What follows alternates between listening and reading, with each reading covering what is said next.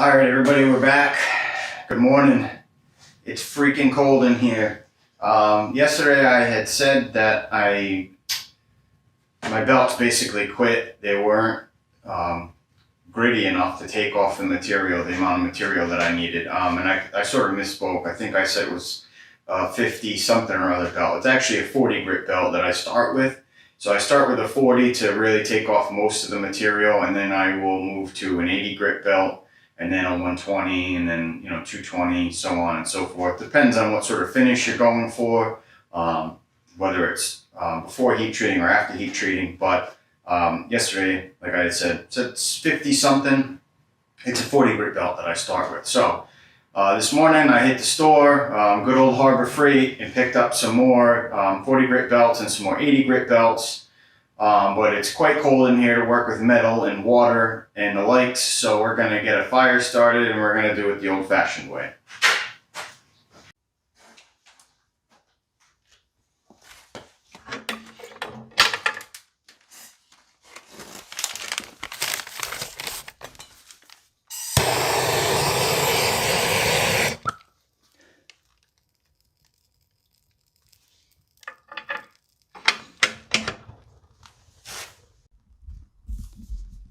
Alright, so we're going to let that warm up a little bit so that I can feel my digits, and we're going to get back on the grinder with the 40 grit belt. Where we left off yesterday, I had a rough bevel on. They're coming out pretty good using that beveling jig. I had a rough bevel on one of my knives, and I had the other three in basic shape. They were cut from 1095. Edges smooth, so they're ready to work. So 40 grit belt, just a couple runs real quick on that one that's got bevels on it already. The other three will get bevels with the 40 grit belt, and then we'll start moving through the belts with them. So we'll give you an update here in a few minutes. All right, everybody, back to the 40 grit we go.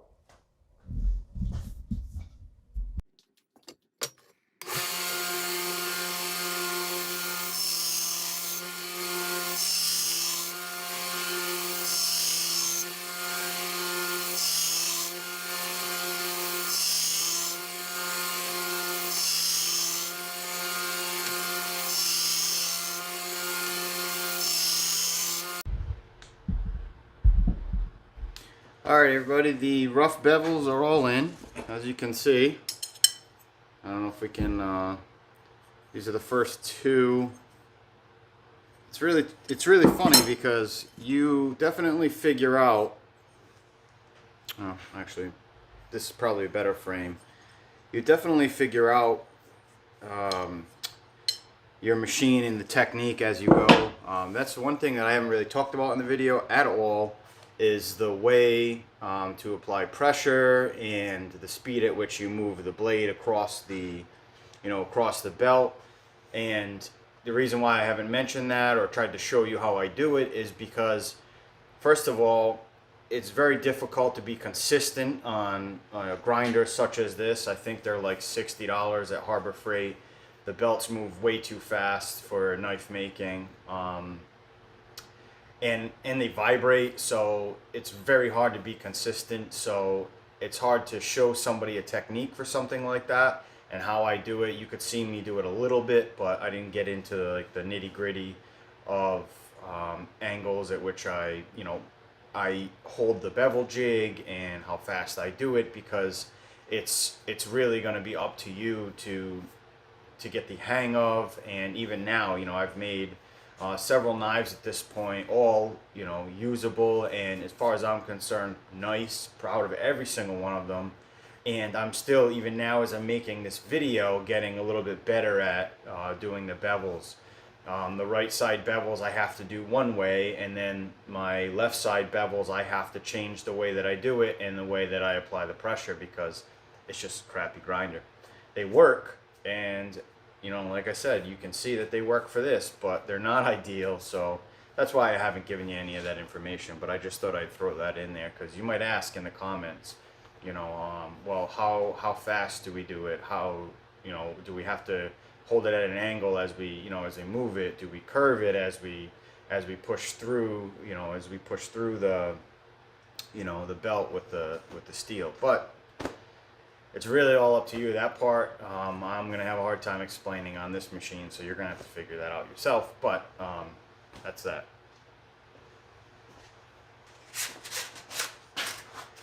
Also, one thing that I haven't talked about, the belts that I use, they're these cheapies here from Harbor Freight. I start the knives. This is an 80 grit, but I bought two packs of 80s, 2 packs of the 40 grit. They don't last incredibly long. These are zirconia, made a little bit more for metal than some of the other ones. You'll find a red belt there as well that's also 40 and 80 grit, but I don't think they're as tough, and a little bit more for wood materials. They don't last incredibly long. It's a 2-pack of belts. It's like $3 and some change, so they're not expensive, thankfully, which is why a lot of people start on these little small, poor man's knife maker. That's what I call it. Those 4 knives, I used 2 40 grit belts, because you'll start to see pretty quickly as you're running the knives that the belt's losing steam. And when the belt does that and it's not removing material anymore, it's basically just creating heat. So you want the belts to be sharp and to be pulling off material. Otherwise, with a belt that moves as fast as these small grinders, you're just heating your blade, and obviously that's bad for business. So we don't want to do that. Not yet, not until we heat treat. We don't want to harden the knives as we're working them. So all right, that's that. That's the spiel. I'll quit rambling. 40 grit rough bevels are in. They look pretty good. I'm going to step it up to the 80 grit now. I'm not going to bother showing you that. It's really the same technique. I will show you the results though, so you can see the difference. So you get a pretty, pretty rough, rough bevel. You can see all the striations in the metal. But they're pretty straight. I'm pretty happy with the way that they came out using that jig. And then hopefully the camera will pick this up, but you can see the finish is quite rough because of the 40 grit belt. So we're going to run all these down the 80, and then I'll check back with you in a few and show you what it looks like.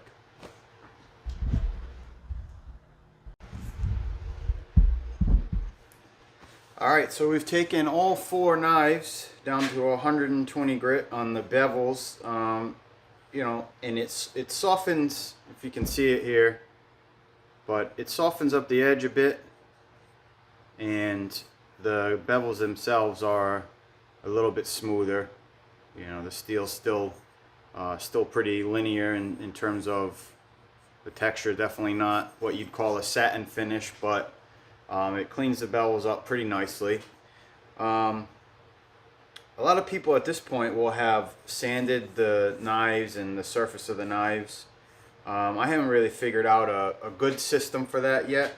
Sometimes I wait until after heat treat, which obviously makes sanding a little bit more difficult.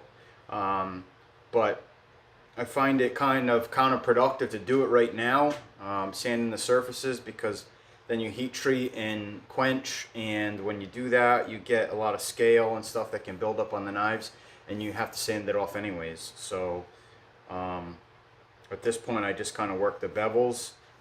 What I do need to do before I get much more of an edge on there though is drill the holes for the pins. I'm going to be using brass pins. One of these knives is getting a set of natural wood scales, and the other 3 I'm actually experimenting with G10. It'll be my first time making a knife with G10, so you'll get to see that, which I'm pretty excited about. I have 2 sets of blue and black G10 and 1 set of black and orange G10, so that'll be fun. But for now, what we're going to do is we're going to get the 120 grit belt onto my little Harbor Freight grinder, and then we are going to hit the knives with the pinholes on the drill press, and then start running the 120 grit. I probably will take it to very close to an edge before heat treat, but not too close. I will finish up probably with a 220 after heat treat, and then sharpen. Like I said before, if you get too close to a thin edge when you heat treat, you can warp it, and then you have problems, and you just, you scrap your work, and nobody wants to do that. So I'll probably hit these with the 220, get the pinholes drilled. Absolutely imperative. Well, I mean, it can be drilled after the fact, but drilling after heat treating is a lot harder to do. No pun intended. And I have done that before. So 120 grit belt, and then we are going to drill some pinholes. Alright, so we got a couple hours of grinding. This 120 grit bevels are in. Pretty consistent. I'm happy with them. It's not a bad looking, or won't be a bad looking knife. So we've got, like I said, 120 grit bevels. Fairly consistent across the board and side to side. Not too shabby. This one I experimented with in putting the sharpening choil / plunge line area of the knife in first here. I'm not sure if I like the way it looks that way, but not too bad, not too bad. Alright, so now we are going to drill some pinholes, and it looks like we're going to make it to heat treat today. Sorry, I can't grow a beard, and I can't get used to it, so I get any amount of hair on my face, and it drives me insane. So we're going to get the pinholes drilled, and I'll show you how I do that on the drill press. Then I'm going to start prepping the shop for the heat treat. I've got a little Amazon forge that works great, in my opinion, for this level of production. I have a link. It's actually the best video I've ever made in terms of YouTube results. So I will put a card for that up here. Is it up here or up here? I never know. I'll put a card for that up top right now. I'll also put a link in the description where I unbox and do the initial setup of my Amazon forge. But today you'll get to actually see me use it, hopefully. So that's where we're at. Let's drill some holes. Alright, let me show you what we got here pretty quickly before I go ahead and start drilling holes in these things. Pretty much what I've been trying to work on is replicating results, which is why we made our little wooden knife here as a template, and even marked where I want the handle to end up. So when you get up here on the knife, it falls pretty perfectly, so your thumb rests on the spine versus on top of a handle.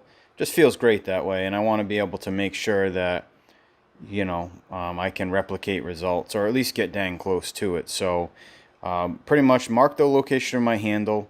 Then I took my fancy caliper here, which is great to have. I always wanted one of these things, and measured the distance, or sorry, the length of my handle. So from there to the edge, and it was about 4 inches. So what I ended up doing was deciding that based from that distance to that distance was 4 inches. So pinholes, or pins rather, placed every inch sort of fall in equal distances in that in that range. So not an exact science, but they're all fairly close. All you can see right now is the Sharpie aspect of it, so it's kind of covering up a little bit where I made the mark. So I'm gonna go ahead and take my little punch, or yeah, I guess you could call it a punch, right? That's what it is. And going to punch where I have my markings, so that when I drill or start the drill, it doesn't wander around.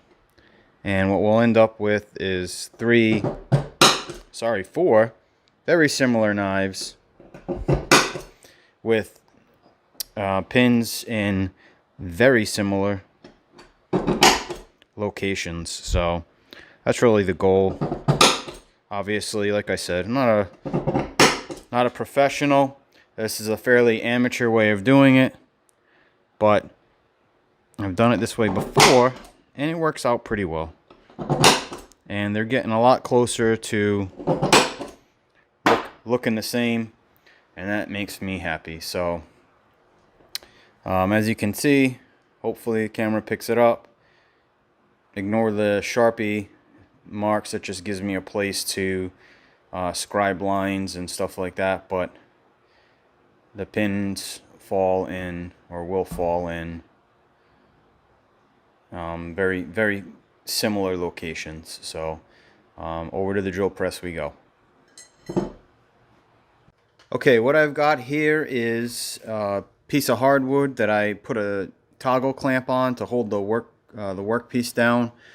This sort of just allows me to clamp the piece down without actually clamping the piece, because then I can place a clamp onto the piece of hardwood to help hold her down.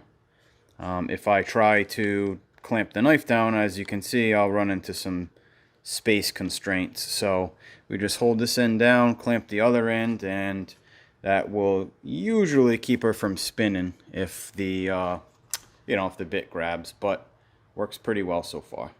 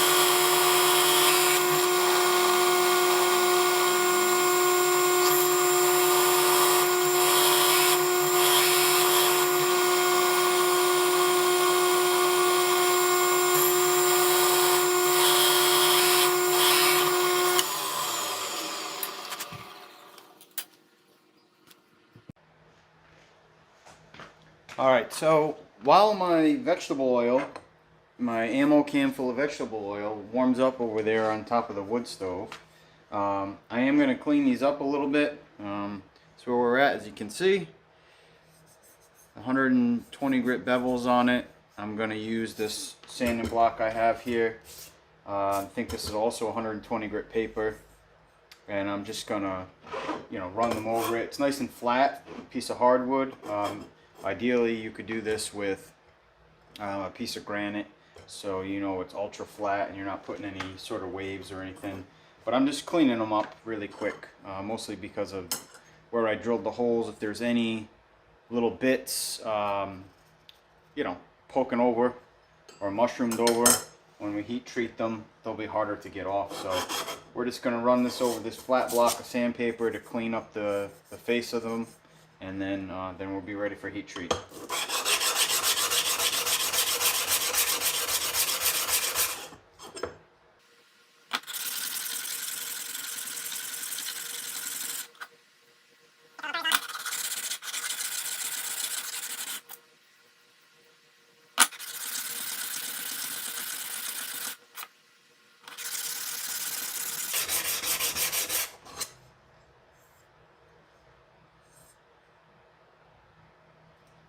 And they're a little bit cleaner.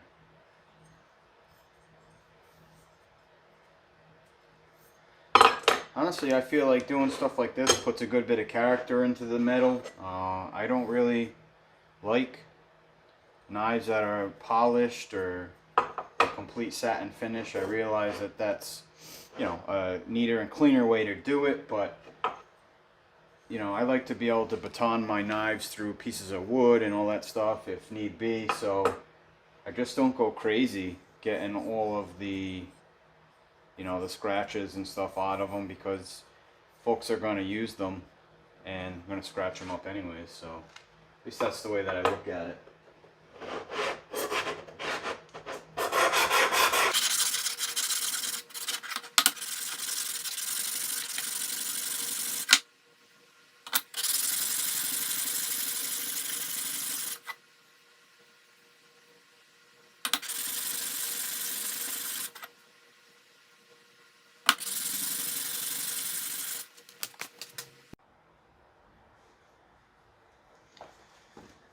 Alright everybody, quick overview of my heat treating arrangement. Ideally you'd have more space to do this, but I've taken my little Amazon forge here, I've set it up on top of some fire bricks, and I've also placed 2 in the back. I feel like doing that has made it far more efficient. Before you'd have flames shooting out of the back, out of the front. This way I feel like it gets hotter faster. Down here out of frame, I have my ammo can full of oil that I've warmed up on top of the stove. A lot of guys will use even one of the small hot plates or a burner to bring it up to temperature, because you don't want to stick a red hot knife into vegetable oil that's room temperature, or in this case very cold, because you'll create a lot of air bubbles and science. It doesn't work as well. Over here I also have a piece of granite, so when I take them out of the oil, I can set them on the granite and they can further cool. It sort of acts as like a heat sink. So definitely make sure you have all your stuff situated, especially if you're going to be doing more than one. I've got my long Harbor Freight needle nose pliers that I use for blacksmith tongs right now. Unfortunately, I did buy some new tongs and I forgot them at the house. So, right, what we're going to do now is we're going to turn on the propane and we are going to light the forge and let it warm up. And when she does, we're going to run our knives through. We're going to do some heat treating. So let's turn it on.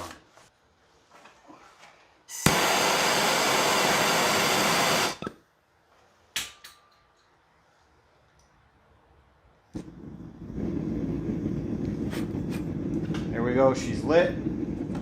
Slow and slow right now. I'm going to go ahead and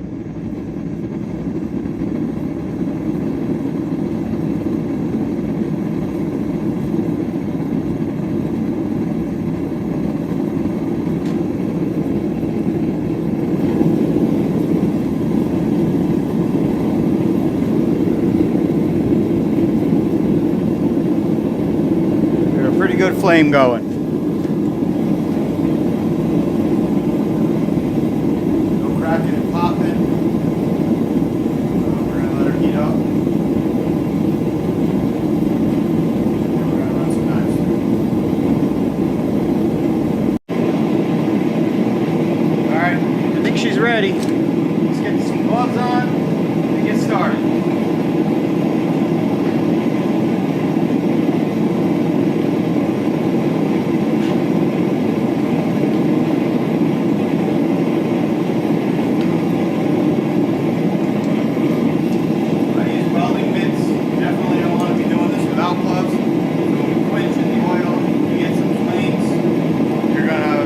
Naked hands.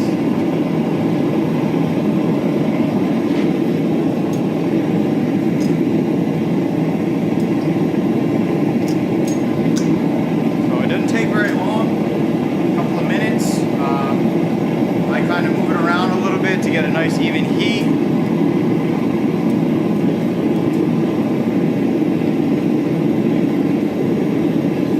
I can already see the blade turning red. Want to get a nice dull cherry red, sort of. I try not to lock on with the vice grips because it does affect the heat treat on the end of the knife. It's in the least important part, but I have seen it. So we got a nice cherry red going. You're going to heat this up to non-magnetic. Sometimes it's best to heat treat.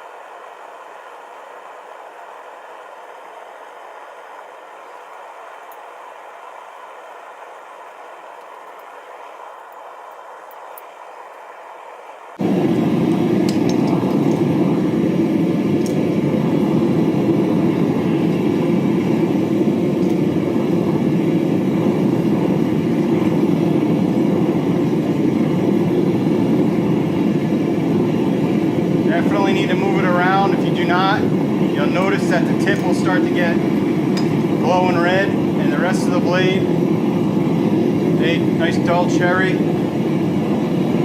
go into the oil. We're going to do a slicing motion. Whatever you do, don't wave it back and forth because you can put warps in the blade. We don't want to do that.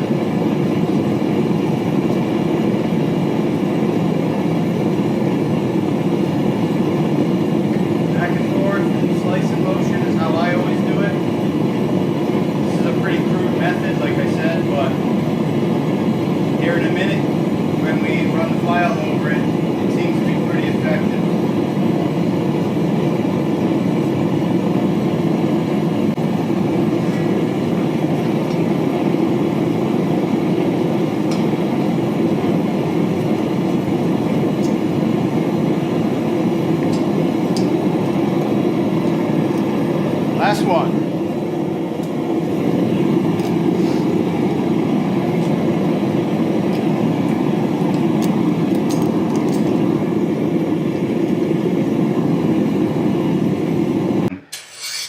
Run it over your edges.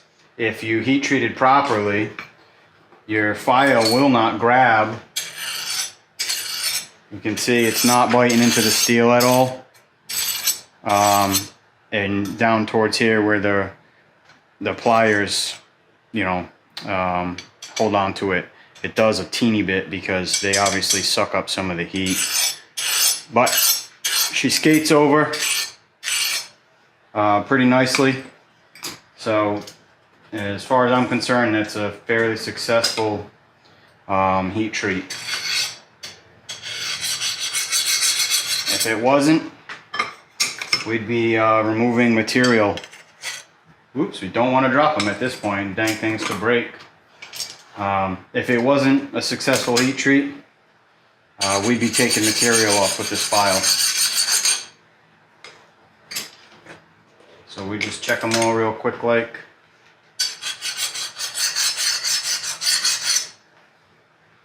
A little bit happier with the way they progressed. Or sorry. Essentially what I'm trying to say is that the heat treat seems to be a little bit better on the last three. The first one Not as great, but still very effective, in my opinion. There you have it. They're heat treated. I'm gonna let them sit and cool, and then it's time to temper. All right, folks, we're gonna move on to tempering real quick. They've cooled enough to handle. I'm gonna wipe off the excess vegetable oil. I've skipped that step before, and once it bakes on in the temper, it's a miserable experience getting it off. It's like trying to sand a cast iron pan. So I just wipe them off real quick, and then we're gonna go into the toaster oven there. Tempering can usually be done for this type of steel, I believe, around 400 degrees. The hotter the temper, correct me if I'm wrong, somebody in the comments please. When you're tempering after heat treating, the hotter the temper, the softer or harder the edges. So some people will heat treat around 400, sometimes 425. So 400 to 425, or 450 to closer to 500 or 475. But I like to just split the difference, and I split the difference between 425 and 450 in hopes that it gives me a balanced edge. The hardness that I want to be able to, careful.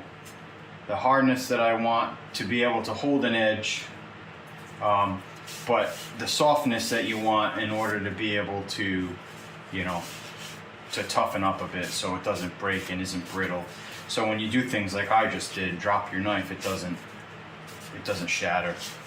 Because they will, and it has happened to me before. When you harden them, or you heat treating, you're hardening. When you temper, you are softening. So you have to find your balance, and so far that temperature range has worked for me. So we've got them in our pan here, and we're gonna go right into the oven.